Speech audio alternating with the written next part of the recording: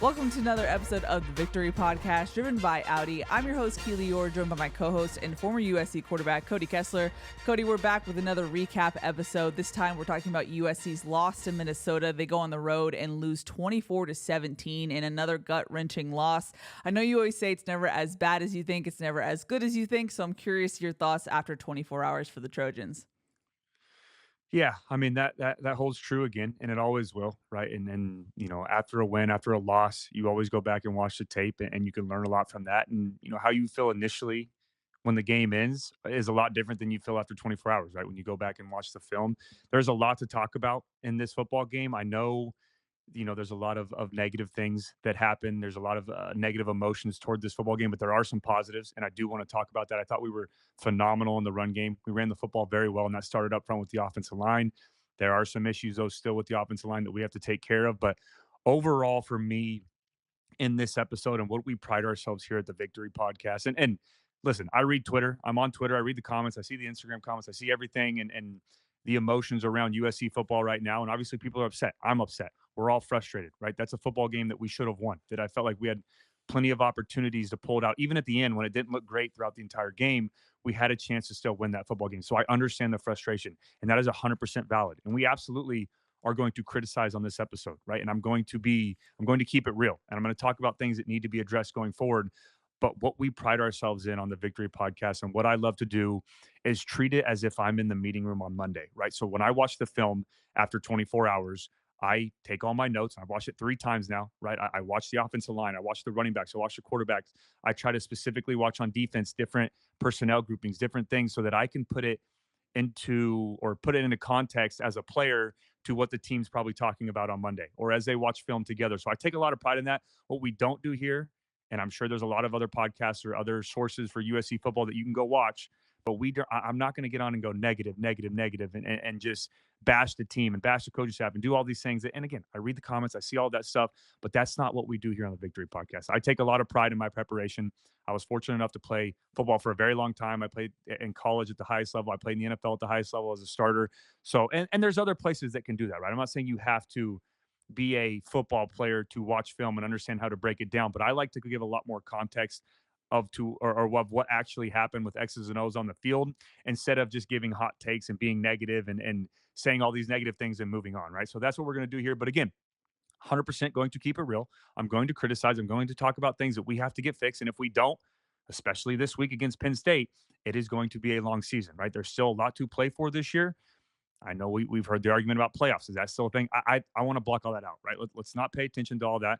Let's not pay attention to expectations anymore. Let's focus on what we have on this football team, what needs to get fixed, and what we can take care of going forward. And again, a lot to talk about on this episode, but it's not going to be an hour and a half of just being negative. I want to talk about the positives as well, things that we can build off of, and what to look forward going ahead this week against Penn State. Yeah, so obviously a lot to dive into, Cody. I do want to give an update because the Trojan family is so amazing, as you predicted, Cody. You do have an update on your papa, so just take it away on that front. Yeah, I just want to give an update real quick before we get into this breakdown against Minnesota. But and a positive update, it was awesome.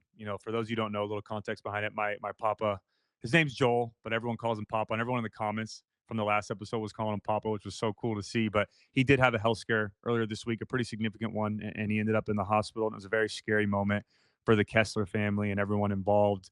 But I asked, kindly if you guys could leave some positive or encouraging messages in the comments after this episode, and you guys were amazing. You went above and beyond, and it was so cool to see all that almost immediately after the episode came out too, Yeah. because we talked about it early in the episode. So the comments started flooding in, and it was just very overwhelming. I promised myself I'm not going to get emotional right now, but I did earlier this week or a couple of days ago when I did see the comments, as did my mom and my papa. She was there in the hospital with them, and they called me, and he was just overwhelmed with emotions in a positive way. And he's a very tough person and a very strong person. I've never seen him at that, loss for words before in a positive way. Like I said, they were happy tears, they were good tears, but he was just so overwhelmed and so thankful for all of your comments. And it did so much for him, and it helped lift his spirits in a way that was just so cool for me to see. And my mom was emotional, and we all kind of got emotional on the phone. So it was Mm. just such an amazing moment. And I was just so proud to be a part of the Trojan family. I had some amazing memories and did some great things here as a player. and had some games that I play in that are very high up and my lifetime achievements and things that I'm proud of. But I have never been more proud of being a part of the Trojan family than I was when I read those comments. And it was just so amazing. And what it did, because we put so much into football, right? We love football. And that's what Yeah. this show is, a victory podcast, and we talk about it. But there's things that happen outside of that that really put things in perspective, Yeah. right? And you remember at the end of the day, it is just a game, right? We're all united around football, around USC football. We all bleed cardinal and gold, and we love that. But there are so many things outside of that that are so much more important, right? And it really put things in perspective. So thank you guys so much. And just a quick little update: he is home. He is back home now. It was so cool too. After the episode came out, about an hour or I think an hour or two after it came out and the comments started flooding in, he had some people from his church come down from his church orchestra.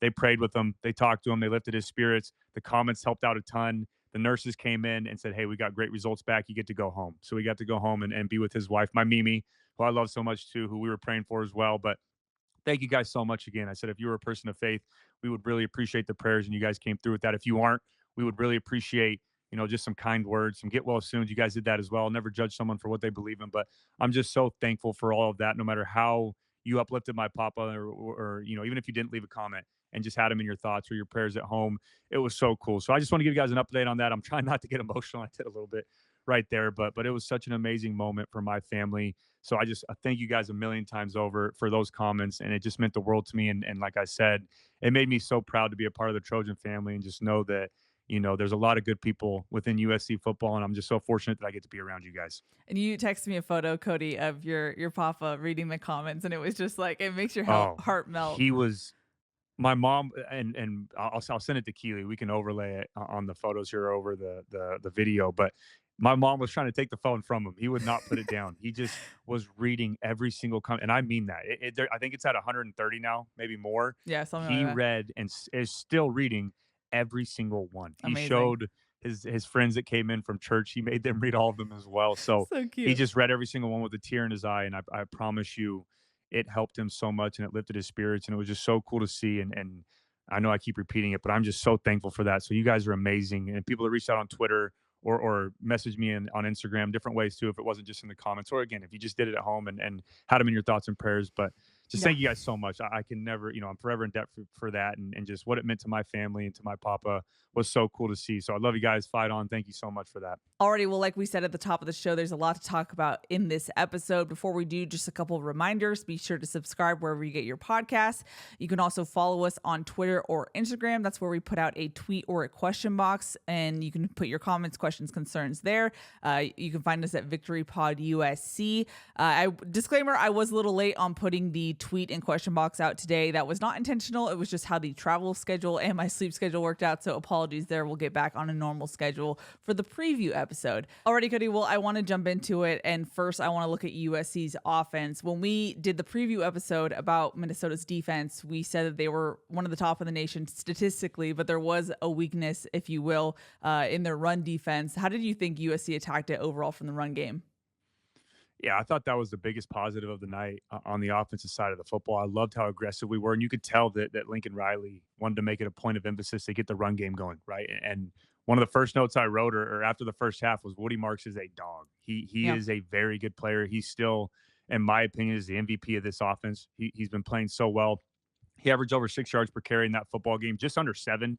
He had 20 carries for 134 yards. He got in the end zone too on that Wildcat play, which was really cool. Seeing Miller motion out. Another guy who played well in the run game was Quentin Joyner. Now I know that fumble was very frustrating, and it was a very costly fumble as we were driving the football, and it was a big play that he was about to have as well. So frustrating, but he had 4 carries for 44 yards. He's averaging 11 yards per carry. I still think he's going to be a very good football player for USC. I think he's going to transition well to the NFL too, the way he runs the football, and he has the speed and power to go together. So I think he's going to be a very good back for this football team. But right now, Woody Marks has been above and beyond, not only in the run game and the pass game as well, right? He's caught some passes out of the backfield. But the biggest thing for me, or the biggest positive from the run game, was the offensive line, right? And we've been critical of this offensive line. We've scrutinized them and we've critiqued them, and there's things that they need to get better at and things they can improve on.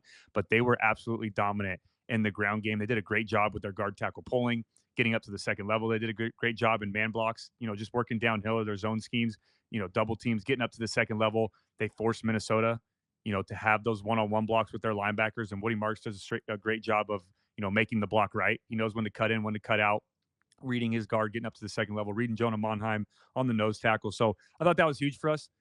Pass blocking can be better, but when you struggle as an offensive line, whether it's pass blocking, run blocking, whatever it may be, the best way to build confidence is to have a dominant run game. The best thing that transitions well, whether you're on the road, whether you're at home, is being able to run the football and establish a dominant run game. We did that against Minnesota. I wish we would have stuck with it a little bit more, maybe in the second half, and we'll talk about that in a second. Some of those turnovers or some of those, times when we had the lead, when we were moving the football well. I wish we would have stuck with the run game and continued to help our offensive line, especially when they struggled a little bit in pass protection. But overall, that was probably the biggest positive on both sides of the football for me the entire night, was how well our offensive line and our running backs did in the run game. And Miller did a great job too of getting us in the right position and reading those RPOs and getting the ball to Woody Marks in space. And you got to give credit to them. They did a great job all night in the ground game. Well, you mentioned pass blocking. Where do you want to see improvement on that front? Yeah, I mean, I thought we did not, and I'll take a second here to talk about this. I thought we did a better job, right? And especially in the first half, I thought we did better in pass protection. And Lincoln Riley, echoed that in the post game press conference. He said we did better, we improved, we did.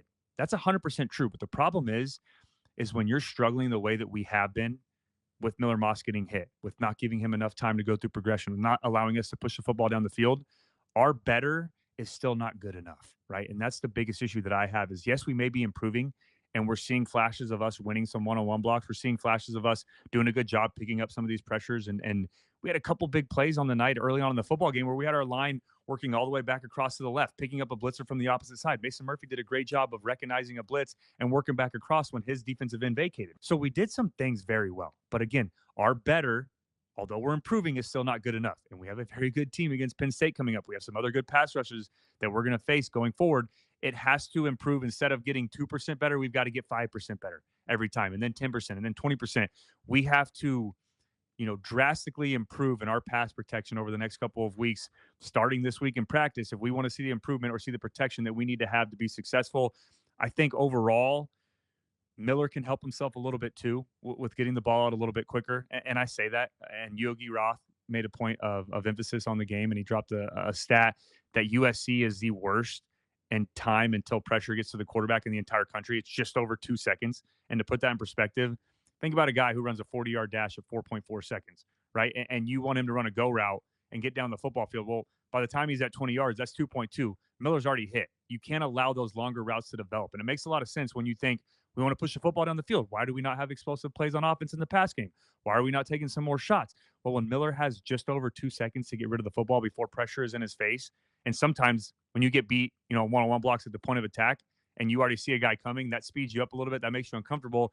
You're not even having a second or a second and a half to put your foot in the ground and even throw a comeback or a 15-yard route or a 12-yard route.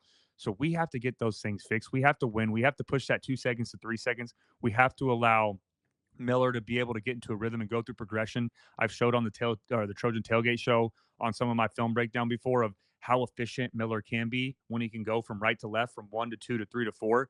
But when you go to 1 and then there's pressure in your face, it is so difficult to be efficient in the pass game. And that started hurting Miller. And I think yesterday was one of the times that we really saw Miller get out of rhythm and get frustrated with it and not really, be confident that we've seen before and move the football over the field and make some of those big time throws. He was flustered and he missed some easy throws. I know the wind was a factor and there's some other things that played in, that went into place there, but he missed that easy stop route to Kyron Hudson right on that third down that could have moved the chains. He missed that post route to Zachariah Branch that would have been a touchdown, and he got behind the defense that really would have helped Zachariah get that confidence back. So some uncharacteristic throws from Miller, but I think that pressure is starting to get to him a little bit. And I'm not saying the pressure on him, but the pressure from the defense. And I know there's times we could have helped him out as well. And Zachariah had that drop that probably he still would have been running on that third down play, which was a beautiful throw. And he did stand there and take some of those hits at quarterback. And Miller did a good job of being a leader and being tough. But there's only so many times you can keep taking those hits and getting back up before it starts affecting your accuracy or your confidence or being able to hold onto the football a little bit longer and you're not looking down. So again, better. Have we improved? Is that true? Absolutely. I think we did some things well in the pass protection and we did some things that we've struggled with before. We got those corrected, but I still believe that our better is not good enough and we have to make some changes drastically going into this week if we want to be, be able to compete with Penn State and their defensive line. Now, we've talked about things that you can do to help Miller. Besides personnel changes, we've talked about scheme things. And I thought we saw that against Minnesota. We saw, more tight end sets, more tight ends chipping before they're going out for a route. And we saw two back sets. Brian Jackson got more action in that sense. What did you see as far as what Riley as a play caller tried to do to help Miller out in that sense?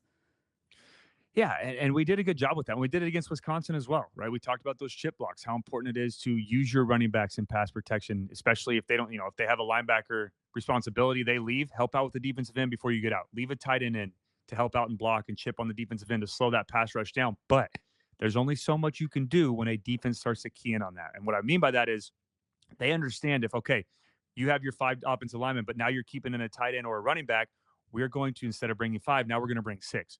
We're going to force you into those one-on-one blocks, right? And that's where the chess match comes into play. We know you're keeping your tight end in and to help out on the defensive end. Well, now we're going to overload opposite of that and bring in. So you have to push out that way. And now we have one-on-one blocks all over the field. Minnesota did a good job of that.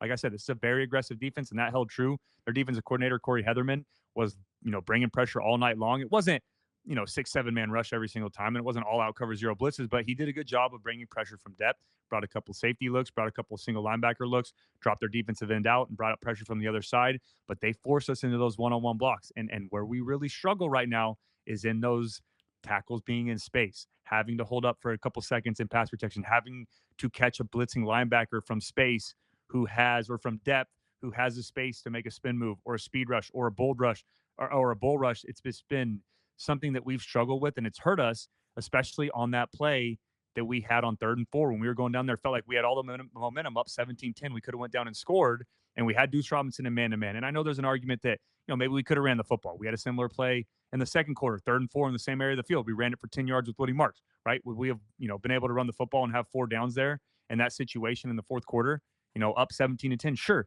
but that was still a home run call. We had press man-to-man across the field.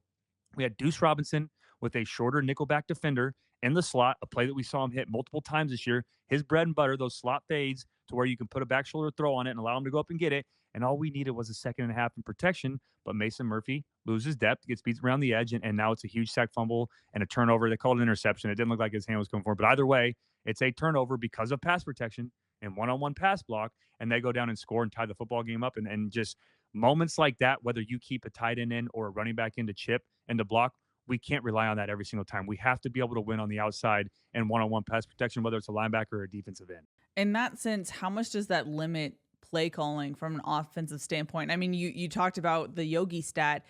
I'm sure that limits your playbook if you have to constantly be in quick game. Yeah, and that's kind of why I use the analogy of a 40-yard dash to put it in perspective, right? Say you take the fastest guy, Xavier Worthy, for the Chiefs, ran a 4.240. Even him running a go route or running a 20-yard route, he can't even get to that 20 yards before Miller is having pressure in his face. And that's without getting a press release. That's without, having to work in man-to-man with a press player and you have to work around them, or, working through some traffic as you're running your over route or you're pushing down the field. So it really eliminates the deep shots. It eliminates, I don't want to say half of the field because I'm not saying from right to left, but I guess it eliminates that middle or that intermediate to deep shots.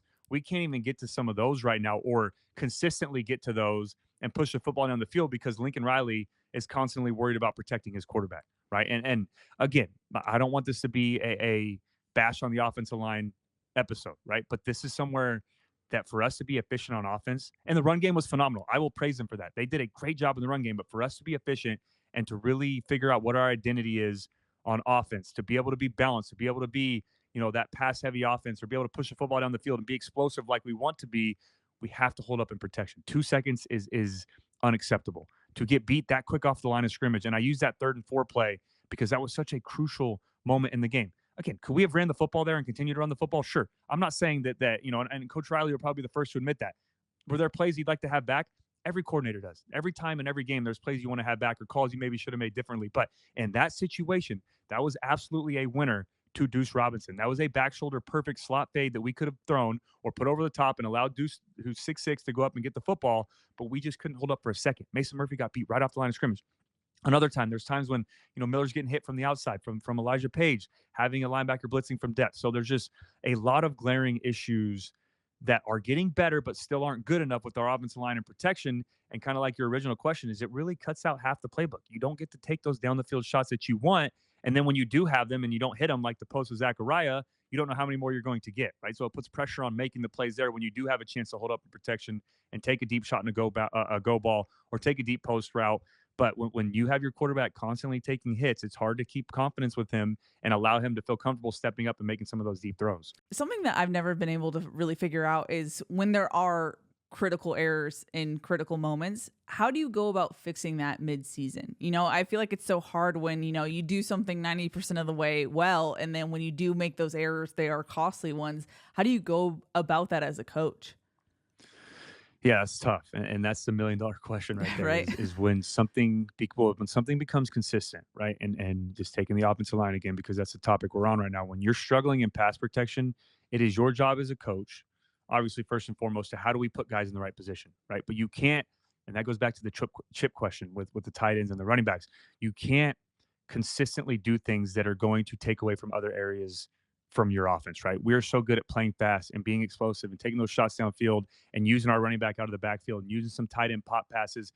You've seen this week how much have we gotten away from those tight end slide plays or those quick passes to the tight end? Right. Now, I know Lake McCree's out, but we are keeping Cade Eldridge in a little bit more. We're bringing Walker Lyons, who I think is a better pass catcher and can make some plays and be effective in the pass game. But we want to be able to use Cade down the field a little bit, or Walker down the field, or use Woody Marks out of the backfield in the pass game. But when you have to keep them in and force them to help in pass protection, you take away from that aspect, right? And that it keeps us from being this explosive type of offense that we want to be, right? And that's the frustrating part. But for me, it's tough because there's the first thing you do is continue to help out and put guys in situations to win, or help them and put them in scenarios to win and be better, maybe when it comes to scheme or doing different things that way. But there's only so much you can do, right? And Lincoln's been doing that. He's helped out with the tight end blocking, with the running back blocking, with maybe some slide protection, maybe moving Miller out of the pocket a little bit more, allowing him to get on the run, some of those design, play action and getting him on the move, or some of those quick games. But for us to be efficient at some point in this season, or some point, you have to look at yourself and look within as a player and saying, I have to get it figured out myself, right? Because if you don't, the next step after a coach doing everything he can to help you, it is replacing you, right? And then finding someone to come in and take your spot. And I'm not singling anybody out specifically, but I'm saying if you're not getting your job done as a quarterback, myself, if I'm throwing picks, if I'm not getting the job done, if I'm not helping us win football games, my job's on the line. If you're a wide receiver and you're dropping passes, your job's on the line. If you're an offensive lineman, you can't block, or you're struggling pass protection and one-on-ones, your job's on the line. And that's just the nature of the game that we play, or really any sport, right? You have to be able to produce and you have to be consistent, or else you're going to be replaced, right? And we've seen this coaching staff with the offensive line already make some changes already this year against Michigan, right? And I know Elijah Page was cramping, and that played a factor into that, but we saw them bring in Tobias Raymond and put him at right tackle, move Mason Murphy over to left tackle, right? We've seen rotation with Alani Noah and Amos Talalele, right? And I know last game, Alani Noah ended up playing the entire game at right guard, and he played well. He's doing a good job on the interior. I think he's starting to build some confidence, but that happens sometimes too. That's another thing, right? Alani Noah was playing a lot more, and then they put Amos Talalele in there, and they start rotating. And that builds a little bit of, okay, I got to hurry up. I got to execute better. I got to get some more confidence. I got to play better because now I'm competing. And Alani Noah did that. And I thought he played very well against Minnesota. So I'm not afraid for us to use some competition, or to rotate some guys at tackle if need be. And we need to look into that and see if Tobias Raymond can build off of his performance against Michigan, or get an opportunity to compete with Elijah Page or Mason Murphy, or continue to push those guys and help them to develop. But, you got to remember, Elijah Page is still a very young player. I think that was only his 6th or 7th start that he's ever played. And correct me if I'm wrong here, Sixth. Keely, right? I think you mentioned that. You Sixth. said 6th? Yeah. So put that in perspective a little bit. That is very difficult. It's so tough. Was I, still struggling on my 6th start ever as a sophomore? Absolutely. Right. Did I have some flashes of being very good, or showing that I can be good without, I'm being humble here. I'm not trying to brag too much, but you have to show some of that, or else there's no reason for you to stay in. Right. So that's why I say that is, in my 6th game, I was still learning, developing, and trying to get better. Was I as good as I was going to be as a junior or senior? No, I wasn't even close. I was still learning. So that's something that I think matters. And again, stop making excuses for guys. Can Elijah Page be better? Are there times that he misses blocks and gets Miller hit? Absolutely. And he'll admit that himself. And Coach Henson and Coach Riley will say, hey, Elijah, you've got to be better in these situations. But he's still a young player. He's still learning, right? But he also have another young player in Tobias Raymond, who's hungry, who wants to go out there and compete. So kind of using Alani Noah, like I just said, an example. I'm fine with competition. I think it makes players better. I think it forces guys to either put up or, get taken out and make those improvements right away, or else they have someone else that can come in and get an opportunity. I'm not saying they're going to be better, they're going to take your spot, but allowing them to get a chance. If you don't want someone to come in and take your spot, you got to be able, to improve and get better. But it's going to be interesting to see either way. I'm at the point now too, is where I don't really, I don't care too much who's in there, and I'm okay with, we've talked about wanting to be consistent and have continuity. I'm okay with if we want to continue to rotate. We just have to get it figured out at this point. If we want to use 6, 7, 8 offensive linemen in one game or at practice and let them rotate and compete, I'm fine with that. We just have to find a starting 5 or 6 or 7 guys that can rotate, that get in there and play and protect Miller back there at quarterback. Yeah, to that point, Joe Osorio had a question basically saying, I know that continuity is important for the offensive line, but at what point is rotation more important in that sense? And I think you're saying rotation at this point, correct? Yeah, I mean, I've been, I've advocated so much for finding those 5 guys that are consistent, that they can play together, that can build that, that rhythm together and build that trust in one another. And that's true. I still believe that. But when you're struggling week in and week out to really get, the production that you need, especially in the Big Ten and pass protection, I'm okay with rotating guys. That's when it starts to become to the point of Joe's question and kind of what I just said of, we've got to try guys out in different situations, different scenarios, because we're not going to know who the best 5 are unless we see them in different type of situations, right? Put Tobias Raymond in another away game, or put him in this week at practice and put him against the ones, or let him play, a couple different spots. Maybe let him try left tackle, right tackle. Maybe put Elijah Page at right tackle and see if Mason can move back to left. Maybe try some different things out, although it may ruin the continuity or the consistency with the starting 5. When you have issues week to week, you can try things like that. I think that, is a little bit more important than, we have to find 5 right away and we're sticking with it, right? So I'm okay with competition. Like I said, I think competition brings the best out of players. Alani Noah just proved that in this football game. Had to go back and forth with Talalele against Wisconsin, and then he comes out and has a phenomenal game at guard, especially in the run game. Was so dominant, moved well on those guard pulls and getting up to the second level, because I think of the competition the week before kind of kicked them into shape a little bit and let them know that, hey, no one's job is safe. You got to be able to produce. But yeah, I'm totally fine this week if we want to rotate some guys or do some rotating every series at tackle and let some other guys get some opportunity if we need to. Again, I know that we are improving in those spots, but there are still issues to where us getting better is still not good enough. We have to be able to take that next step and be able to protect Miller, especially against Penn State this week and some of the defensive, fronts we're going to face going into or for the rest of this year. Now we mentioned it was Elijah Page. Sorry. Now we mentioned it was Elijah Page's. Now we mentioned it was Page's 6th start. It was also Miller Moss's 6th start, believe it or not. What did you make of his day on Saturday? Yeah, I think overall, and again, I think the pressure getting to him, taking some of those hits, getting frustrated. There are some drops that absolutely, frustrate you as a quarterback and ruin that momentum that are a factor, especially early on in the football game. And that's 2 road games in a row where we had Kyron Hudson on an over route, to build momentum on that first drive, and then that right there where he threw it to Zachariah Branch over the middle of the field. He drops it on a 3rd down to put some points on the board on that drive, can kill your confidence and it makes you frustrated. But I feel like that was Miller's, I hate to use the word worst performance, but I feel like that was the performance to where it really started to set in a little bit of the frustration with some of the drops, of the frustration with the pass protection, of him trying to force some throws, especially on that game-winning one. I'm fine taking a shot down the field, but I'd like for it to be a calculated shot, especially when you have 2, maybe 3 plays left, right? You can work the sideline and then take that shot down the field, or maybe find a better way to take it instead of throwing it in triple coverage. But it felt like at times he was trying to force some RPOs or force some throws, or like I mentioned earlier, he was off with his accuracy, I think, because of some of the pressure and throws that we're not used to seeing him miss. Throws that he's made over and over again in his first 6 starts. So, yeah, I mean, I don't think it was his best performance, and it's tough to say his worst because of some of the factors, on the outside, like I said, the drops and pass protection. But overall, it just felt like as an offense, we struggled outside of the run game, or really outside of Woody Marks, to get things going and build a rhythm all night long. And I think the biggest part of that is we have to be able to finish drives at the beginning of the football game. This is the 3rd game out of the 5 that we've played where we have failed to score in the first quarter. We talk about wanting to start fast. We talk about wanting to force teams to play from behind. We talk about wanting to build momentum, especially in an away atmosphere, to quiet the crowd. The best way to do that is go down and score on your opening drive. And that was a great opening drive. Miller was in rhythm, got the ball to Jacoby Lane, have a couple big runs. We're doing a great job there. At first, I thought the RPO read by Miller when he got Zachariah hit was on him, but that was in my opinion, on Jacoby. You never block a blitzing backer or a blitzing secondary player, and they had a nickel defender blitz off the edge, and Jacoby tried to chase a blitzer instead of blocking the corner at the next level because that could have been a big play. Instead, we get Zachariah hit, ruins momentum. And the next play, a beautiful throw by Miller. Great read, got the ball out, had good protection, hit Zachariah in the face, and he drops it, right? And then that drives over, and then we miss a kick. So those are so tough because you can already start feeling the crowd getting a little bit out of it on that opening Yeah. drive. You get some confidence as a quarterback, get some confidence as an offensive line, as a running back, as a unit, and then you settle for zero and you don't score. And you put all that drive together and you have a promising drive that ends in nothing.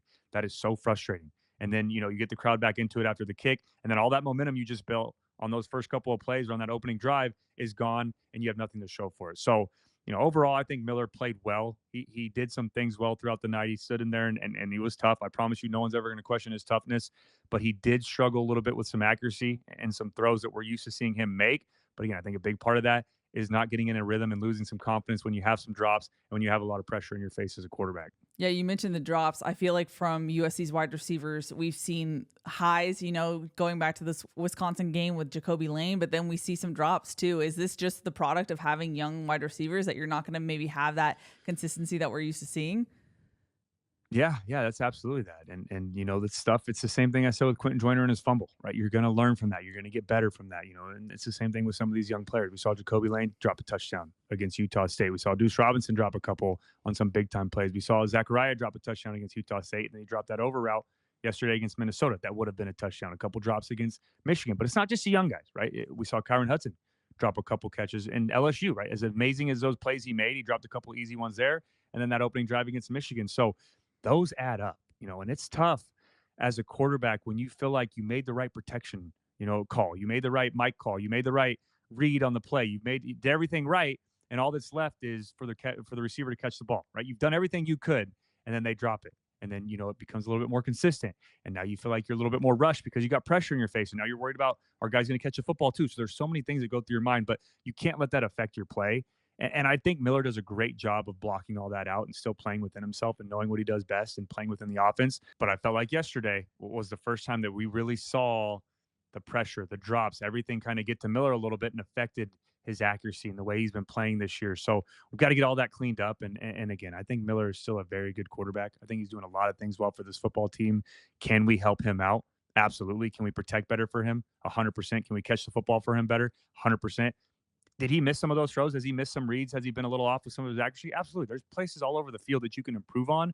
But overall, for us to be rolling and to be more efficient on offense, you have to eliminate that. And I know it's easier said than done, but if you want to be one of the top offenses in the country, you can't have drops. You can't have fumbles. You can't have turnovers. You can't have pre-snap penalties, those false start issues. You can't have any of those. And you obviously can't have issues with your quarterback or pass protection if you want to be able to push the football down the field. On the whole, though, as an offense, how do you get back to maybe playing more free or playing looser so that you do get in a rhythm? Because I feel like a characteristic of these Lincoln Riley offenses is that it's firepower. You just let them play and they will score. And I feel like we've almost seen the opposite this season. How do you get back to that as a whole and maybe just the mental side of it as well?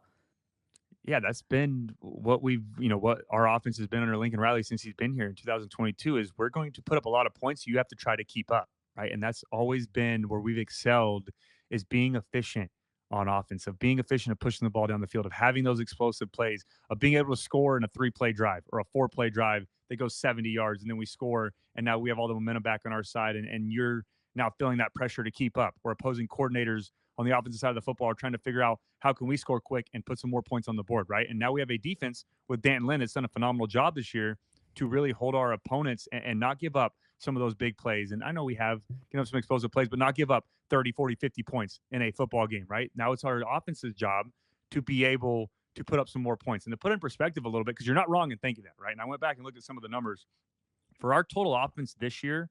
And there's other factors that go into this, right? There's obviously some of it is play calling. Obviously, some of it is offensive line. Obviously, some of it is quarterback play. Obviously, some of it is our running backs, our receivers.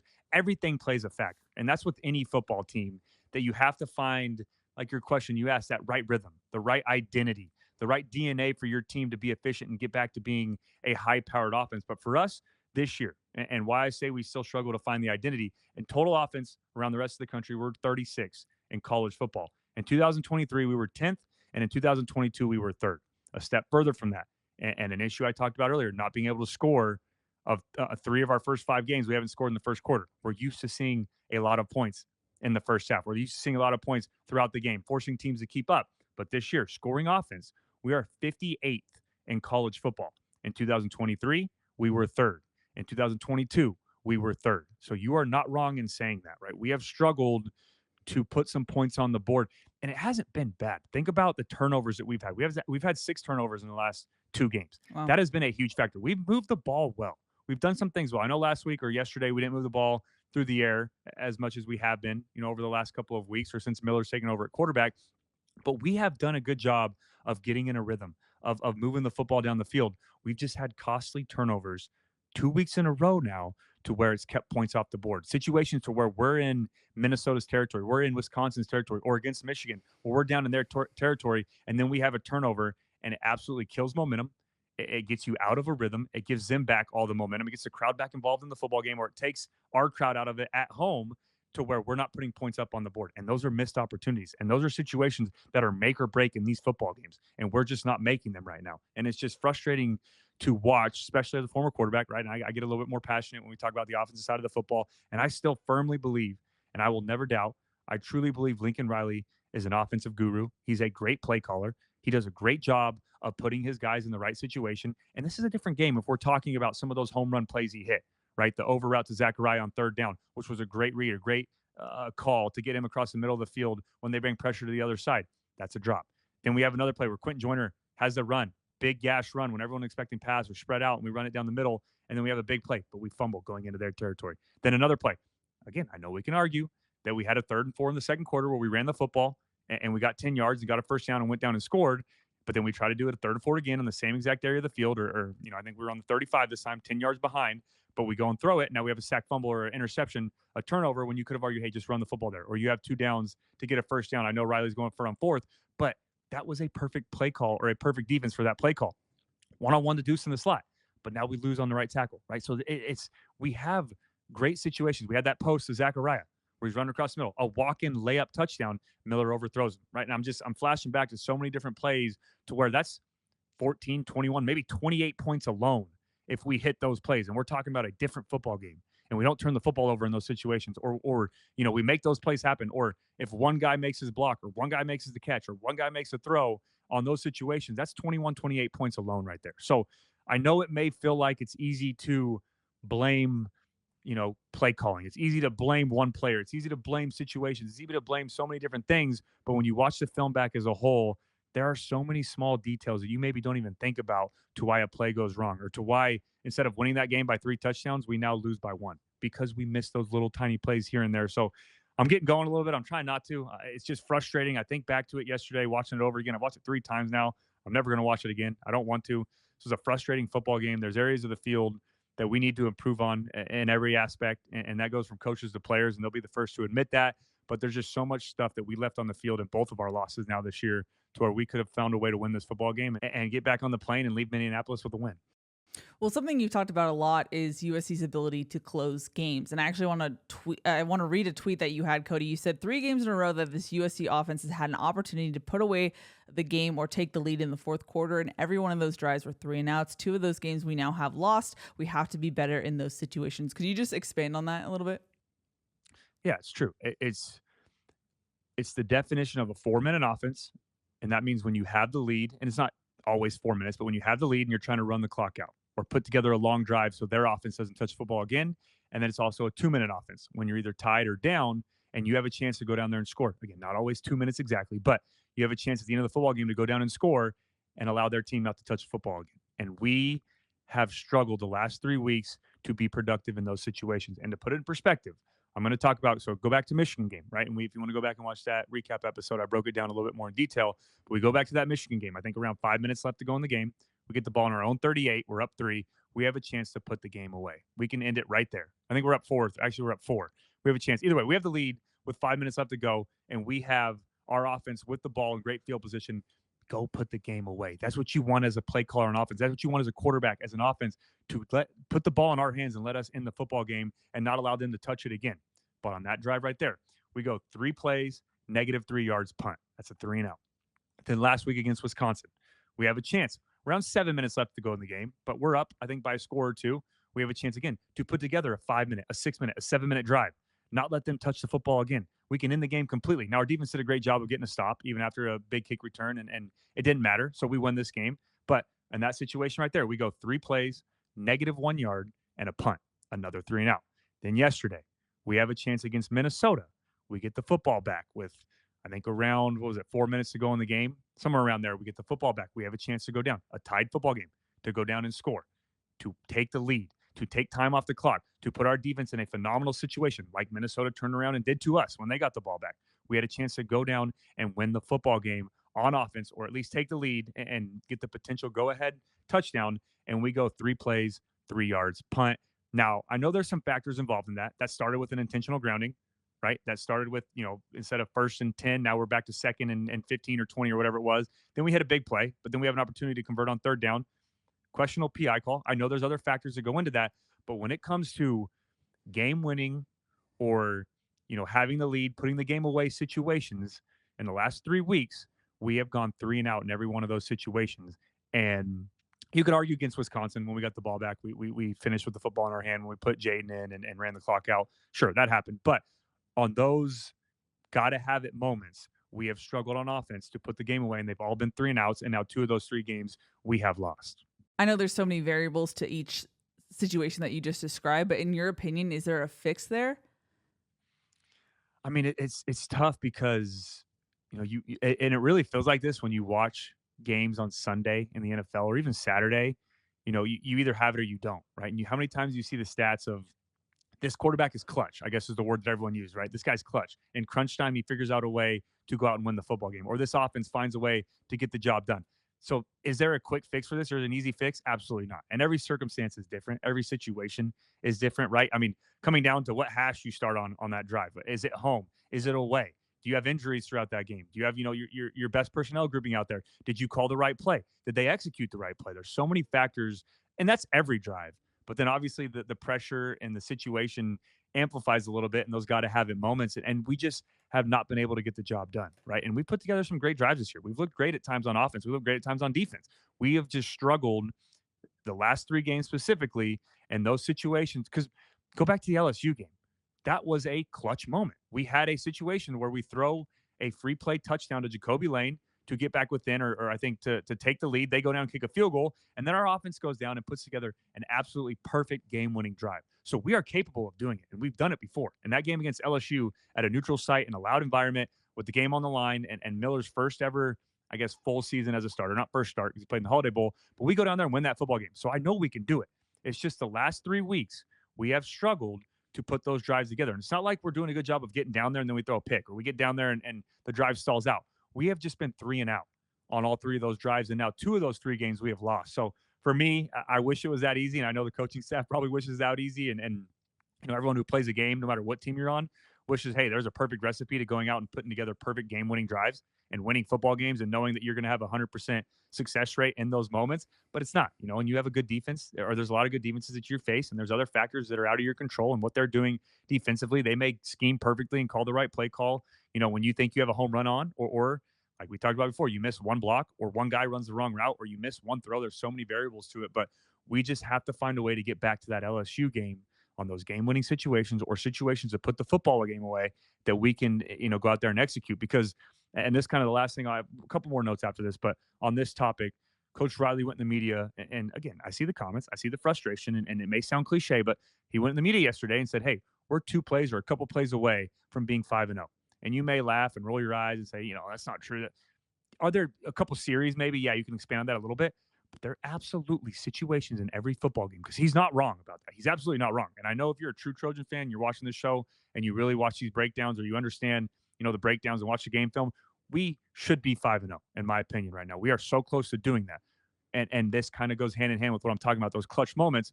We just are struggling right now to make those plays or those drives or those situations that can put these football games away, especially on offense when we have the ball in our hand, that would lead us to be 5-0, to dominate the game from start to finish. And it doesn't have to be pretty all the way through, right? There's times that we can struggle. We struggled a little bit against Michigan, found a way to take the lead at the end, should have won that game. We struggled against Minnesota, throughout the entire game. Didn't look as pretty as it has through, the rest of this year, the first couple of games, but we still had an opportunity late in that game to go out there and win on the road.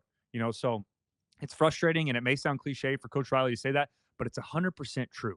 To say we're that close, or we're a couple games away or a couple plays away from being 5-0, and that goes back to your question about these drives. If we put together a drive there, we go down and don't let Minnesota touch the football again, we win. If we put a drive together against Michigan when we have the lead, or at least go down and kick a field goal and force it into overtime, if they do go score or take some time off the clock, we win. We're 5-0. We're feeling a lot better about ourselves. So again, I'm going a little bit. I'm getting into coach mode. I'm trying not to. It's just frustrating when there are little things that we can fix and that are fixable. And obviously there's bigger picture things like pass protection. Personnel wise, getting plays done, getting the job done, winning one-on-one pass protection, making some of those throws, eliminating those drops that have to come from the players. But there's also factors from the coaching staff and from a unit on offense as a whole that we should be able to get fixed, or that we can get fixed to where we would be feeling a lot better about ourselves right now at this point in the season. How much weight do you give to, quote unquote, the phrase being there before? You know what I mean? If you look at the youth on this team and the experience of being in those moments and making those clutch plays when the game's on the line, like, great point. Not many people on this team, besides maybe Woody Marks, I should say on this offense, have been there before. And we've seen clutch plays from Woody Marks, but how much weight do you give that when it comes to these specific situations we're talking about?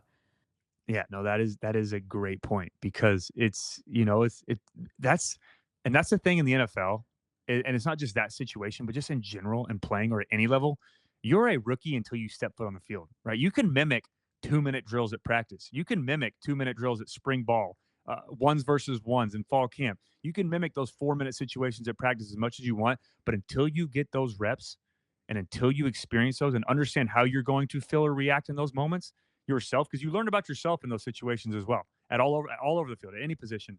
Until you get enough of those reps under your belt, you really don't know how to handle them, or you go into them blindly. And sometimes that's better as a younger player because you don't put that much pressure on yourself. You don't have that performance anxiety. Yeah, it's just sometimes ignorance is not bliss. Knowing the situation. Yeah, there you go. It can be a little bit better, but yeah, I mean, the other side of that too is the more you experience, the more you get comfortable with it, the more you get put in those situations. And now that's 3 games, really 4 games this year that we've been in that situation. Going back to the LSU game, one of them we were successful. We found a way to get the job done, back-to-back drives. The last 3, we have struggled a little bit. Now I think we're going to learn from it, and this experience is going to help going forward. But we have to be able to get it fixed, and it has to get fixed fast. And like I said, I wish there was a surefire answer on how to do it, but there really isn't. It's just every situation is different. You just have to go out there and execute the plays and call the right plays and get the job done in those clutch moments. Yeah. And this offense is talented, and that's why they have been able to put it together. But that consistency is where that inexperience and that youth shows, I think. Yeah, 100%. And again, it shows with the drops, and it shows with Elijah Page a little bit struggling at left tackle one-on-one, or maybe in the interior a little bit. Jonah Monheim's been playing phenomenal football, but he's playing center for the first time, making calls, something he's never done before. So there's so many factors when you really break it down and look into it that affect some of the outcomes on game day. But yeah, it's just experience is going to continue to help this football team. Is it frustrating that they have to learn that experience this year, and we're 3-2, and we should, very easily could be 5-0, and you really don't know how quick we're going to get this fixed? Yeah, that's the frustrating part, and I understand that from a fan base. I'm not going to ignore that, and your frustration and your anger and your let down feeling that you get after a loss, 100% valid. We all feel it. You feel it as a player. You feel it as a coach. You feel it more as a player and a coach, in my opinion, because you're the one on the field letting people down, or not getting the job done, or you feel like all the pressure's on you. So I get that. And I've been on both sides now as a fan, as an analyst, and as a player, so it's frustrating, but yeah, you've got to find a way to get the job done, and we have to get it fixed fast. And we have Penn State this week, who is probably going to be our toughest test so far this year, especially for this offensive line. And I've said it before, and I'll say it again. We are only going to go as far on offense as this offensive line will take us. So going back to Joe's question, going back to my ramble earlier, and I've talked a lot on this episode, but I'm okay now. If we want to rotate, or if we feel like we're getting better, which we are with this group, and we can see some improvement, and we can take that next step and continue to get better, and we're having, because we don't see practice, right? We don't see practice. We don't really know what's going on behind the walls at Howard Jones and how they look, Sunday through Monday. That's something we don't see, right? So there could be a lot of competition going on, and Elijah Page keeps winning, or Mason Murphy keeps winning, or this is the 5, Alani Noah keeps winning. These are the 5 that are the best right now for this team. That absolutely could be the case, right? And it's going to take some experience for these guys to really get the job done. That 100% can be true, right? And Elijah Page could be an All-American in a couple years from now. Alani Noah could be the same story. Jonah Monheim. These guys that are young, that you really don't know a whole lot about, that don't know a lot about themselves either at this level, could go on to be great football players. And they have the potential to be. Jacoby Lane is one. Zachariah Branch, struggling with confidence a little bit right now, having some drops. Miller Moss, taking some hits. These guys really haven't reached their full potential yet. They're still a young, inexperienced football team. And I think that's important to remember that we can continue to get better. We will continue to get better. It's just frustrating right now when you don't see it on a week to week basis, but that's so hard in season to get issues that are glaring, that are consistent, to get them fixed and get them fixed that fast. But you got to get it done if you want to win football games. Yeah, for sure. For what it's worth, I thought the first offensive drive out of the half was impressive. 91 yards in 12 plays. What did you make of that second half adjustment from Riley there? We are the best halftime adjustment team in America right now. I truly believe that. We are so good at, understanding a game plan, watching what the opposing team's doing, and then coming out and capitalizing on that to start the half. Now, again, once we take advantage of what they're doing and know their game plan, they're going to make those in-game adjustments in the second half, and it's just going to go back and forth. That's why it's an ultimate chess match, and there's so many games within a game. But yeah, that was a phenomenal drive. Pass protection was great. Ran the football great. We moved the ball well. I wish so badly that we would have finished the first drive like we did that second half drive, right? The first drive of the game, and got that momentum going early. But again, it comes down to little plays, right? There's really not a surefire fix or a perfect recipe on how to put drives together perfectly over and over and over again. It come down to a simple drop or a simple miss, right? All 11 guys have to do their job. But yeah, that was great to see. That is a good confidence thing. That's a positive thing that we can go out there and make those halftime adjustments. We just have to find a way now to get the lead early on and force teams to play from behind instead of waiting until halftime to really get it figured out or have an explosive second half. Now, any other thoughts on this offense, Cody? I actually have one more thought, but I'm going to let you get your final thoughts out first because I feel like the question I ask you might take us to a different direction. So I want to stay where you are mentally, and then I'll take us somewhere else. No, I'm looking at all my notes. I know I've talked a lot, and I'm sure a lot of people expected that if they've listened to me before when it's a loss and there's a lot to empty the notebook I on. mean, last week's recap episode was out there. 2 hours, and I didn't even Yeah. we didn't realize that it was. It was crazy. Yeah. And for those of you who don't know, Keely cut some stuff out too. Cut out like go a lot 25 longer minutes. than you can tell, but it's tough. I feel like what it feels like for me is I'm trying to get an entire week of like meetings that I used to do when I was playing, or a breakdown or a film room where you go and watch 3-4 hours of film after a game and Yeah. break it all down and watch it as a team, and then you break up and watch it individually, and then you break up or a position group, all of those. I try to get that all into one episode. So I apologize if I do talk too long sometimes. But the last thing I'll end on a positive before we get to your last question. Third down was great the other night. That is, we were 7 for 11 on offense and third down. Third down on both sides of the football. We'll talk about that in a minute. But we have been great in that category. And again, it's not like we're not moving the football. We're moving the football well. We're converting on third downs on the offensive side of the ball. We just have to eliminate those turnovers, have to eliminate those pre-snap penalties, and have to eliminate some of those self-inflicted errors that we have. And outside of that, we just have to put some points on the board. But those go hand in hand, right? Those turnovers down in Minnesota's territory, those turnovers when we're playing Wisconsin, moving the football, and now we're down 11 at halftime. We just have to get those fixed. But overall, I want to give credit to our team and our coaching staff on that. Third down, 7 for 11. That is winning football. We've got to be able to keep that up going forward. So part of the reason why I wanted to keep this to the end is because it involves two phases of USC's game, but it's something that, Coach Riley talks about playing complementary football, and I do feel like it's been affecting USC's offense. So Antonio Morales of The Athletic tweeted out a stat from True Media that said USC's average starting field position after the opponent punts is its own 21.3 yard line, which is 126 nationally. So here's your thoughts there of how much, special teams and that field position is also affecting USC's offense. Yeah, and I'm glad you brought that up. That's actually a great point because that's so difficult to overcome as an offense, right? To get into a rhythm as a play caller because you have your own section on a call sheet of backed up. It's called backed up, right? And you practice those. You hope to never have to use it and especially not use it as much as we have this year. But when you go to that backed up, area of your play call sheet, it's so different than what you do when you start, at the 25, when you start at the 30, when you have great field position, when you can be a little bit more aggressive, when you don't have to worry about a safety, worry about a turnover and giving them a short field. There's so many other factors that go into place when you have bad starting field position. And I think about yesterday, we had multiple times starting inside our own 10. One of those was the start, our first drive of the second half, which was 12 plays, 91 yards. So that's phenomenal. That's great to see. But how many times do you see that a game, right? 12 plays, 90 yards plus. Very rarely, right? It's tough to do that over and over and over again. That's why field position is so important. Go back to the Michigan game. I talked to Coach Riley about this on Trojans Live. Three of our first half drives started within our own 15. Two of those were within our own 7. We started the game at the 7-yard line. Then we had a couple series later, we started the 3-yard line.